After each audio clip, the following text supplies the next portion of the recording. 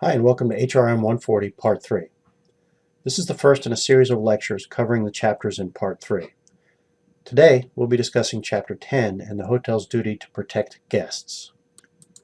Our competencies for today include learning about our duty to exercise reasonable care, our liability when a guest is injured, a legal doctrine called respondeat superior, or let the employer answer, and a hotel's liability when one guest injures another. As we begin today, I think it's important to understand contextually what we're talking about. There are, generally speaking, two major categories of law: criminal and civil. Criminal law deals with violations of criminal statutes. For instance, things like robbery, murder, battery are all examples of violations of criminal law. In this situation, the government is the plaintiff and brings charges against the defendant with the goal of punishing the behavior. Civil law, or more specifically, the category of civil law we will be focused on today called tort law, is when one individual is in some way responsible for the injury to another.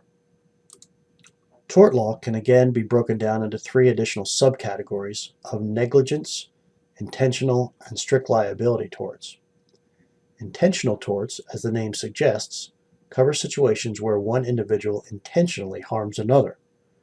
For instance, if one person were to ram their car into yours on purpose, they would be responsible for the damages to your car under a theory of intentional tort. This kind of thing happens much less often than the subcategory of negligence torts that we'll be covering today.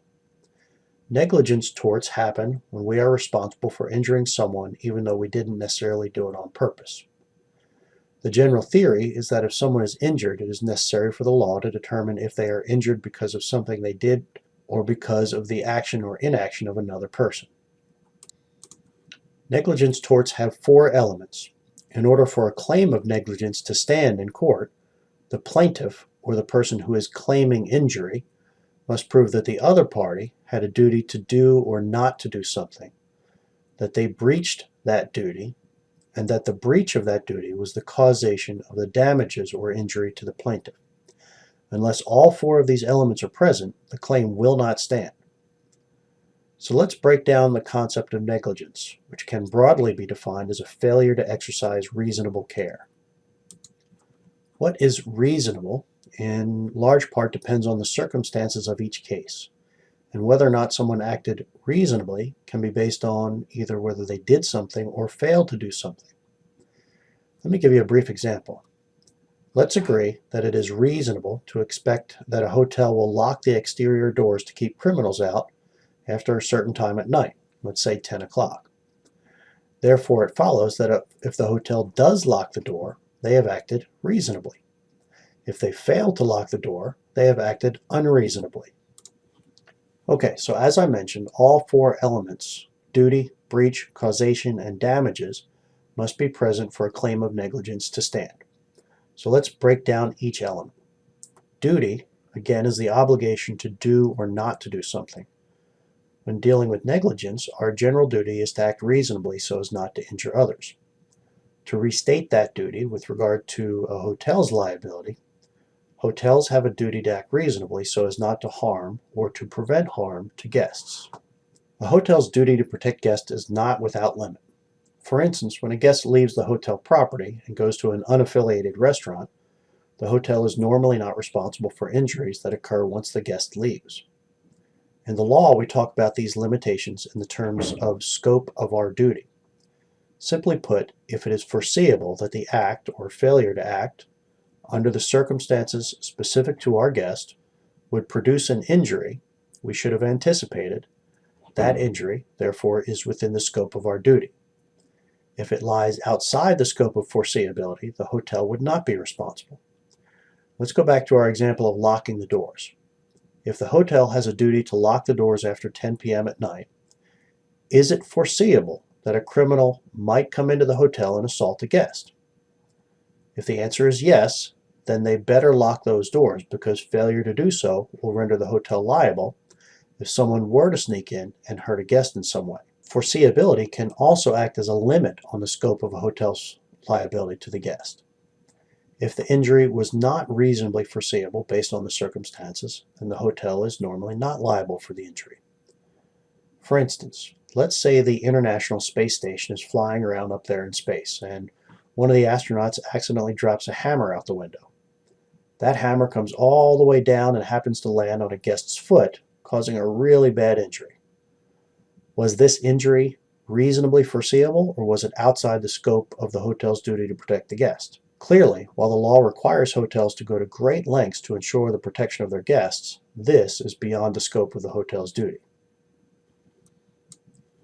The second element we talked about is breach of duty.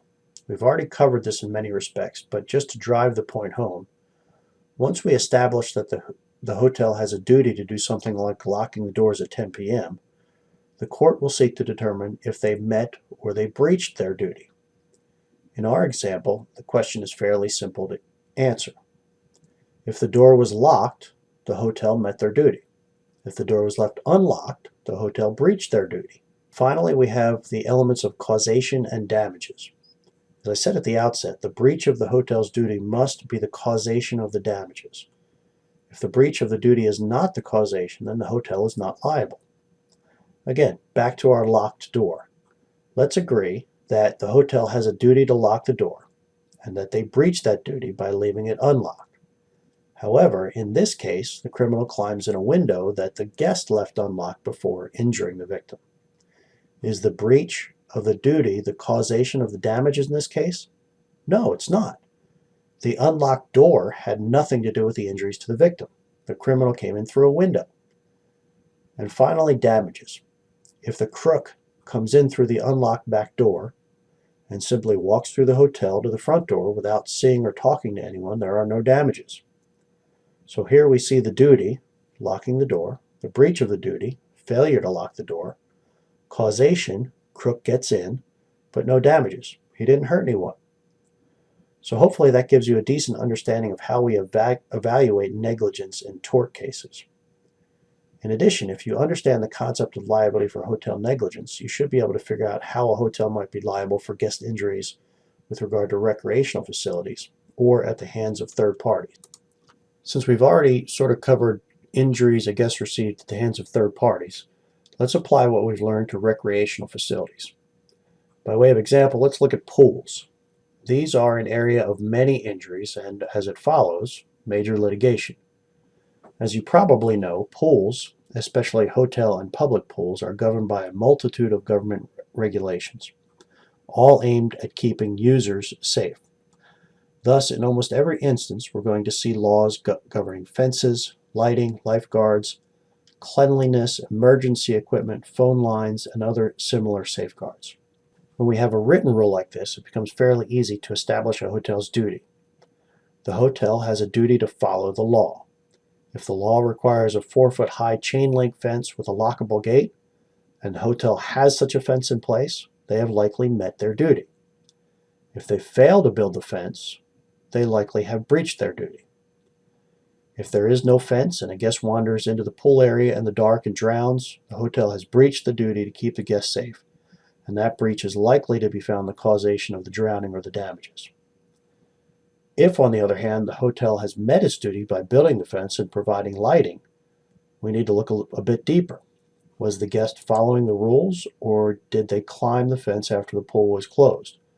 Was the guest intoxicated? If the guest has participated in the responsibility for the injuries they received in some way, the hotel's liability may be reduced or even eliminated in some cases. In short, the hotel's duty is to construct and maintain recreational facilities in accordance with all laws, regulations, and other reasonable measures in order to protect their guests from harm. Any failure to do so might render them liable for injuries their patrons received. Okay, the final issue I want to tackle today is the legal concept of respondeat superior, or let the employer answer. Normally, when we think about who is responsible for injuries, we look to the parties involved. So if I were driving down the road and I run a stoplight and crash into your car, you would expect me, through my insurance company, to pay for the damages that I caused. However, take the situation where I am the driver, but I am driving a delivery truck for a company like Walmart.